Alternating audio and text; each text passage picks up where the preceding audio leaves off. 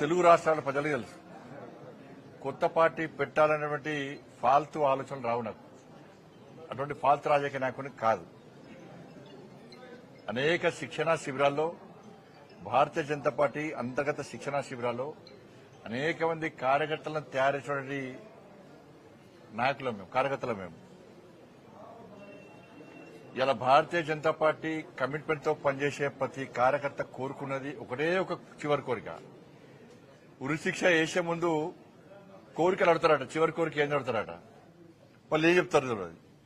కానీ కమిట్మెంట్ తో పనిచేసే భారతీయ జనతా పార్టీ కార్యకర్తను పిలిచి మీరు అడిగితే, కమిట్మెంట్ తో పనిచేసే భారతీయ జనతా పార్టీ కార్యకర్తను మీరు పిలిచి అడిగితే చెప్పే తక్కువ అయిపోయింది ఒకటే, నేను చచ్చిపోయినాక నా మీద భారతీయ జనతా పార్టీ కండ కప్పాలని, జెండా కప్పాలని అంటారు. దీనికి కమిట్మెంట్ అంటారు.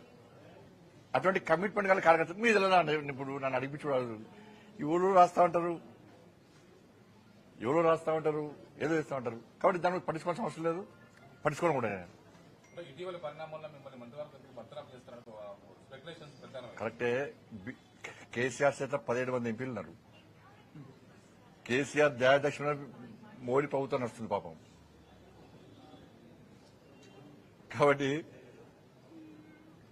కేసీఆర్ సమాజం దానిలో కూర్చొని ఫామ్ హౌస్ లో కూర్చొని బండి సంజయ్ బర్తరఫ్ చేస్తారు అంటే నీకు ఒకే ఎంపీ లేడు, బర్తరఫ్ చేయాలంటావు. ఎందుకంటే నీ గడిల పాలన బద్దలు కొట్టింది మేమే, నీ అవినీతి సామ్రాజ్యాన్ని కూకటి వేళ్లతో పెగిలించింది మేమే,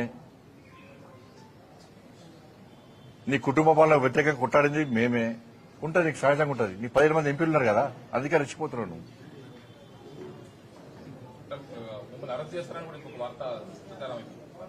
ఇప్పుడు అన్న ఈ కోర్టులో కేసు నడుస్తున్నది, కోర్టు పరిధిలో ఉన్నది. ఇప్పుడు ఒక్కరు గుర్తుంచుకోండి, కన్న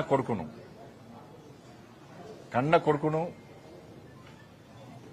ఓ తండ్రి పోలీసులకు స్వయంగా అప్పగించినటువంటి సందర్భం ఏదైనా ఉందా? వాళ్ళ కన్న కొడుకును నేను తీసుకుపోయి విచారణకు సహకరించాలని చెప్పి నాకు సమాచారం వచ్చిన వెంటనే నా కొడుకును అప్పచెప్పిన.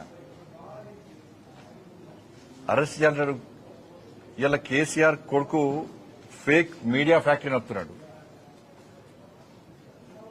ఏం జరుగుతుంది, ఏం జరగాలి, ఏం జరిపించాలనేది ఆ కుట్రలన్నీ ఆయన చేస్తున్నాడు. కాబట్టి ఆయన నడితే సమాధానం చెప్తాడు. థ్యాంక్ యూ, ధన్యవాదాలు.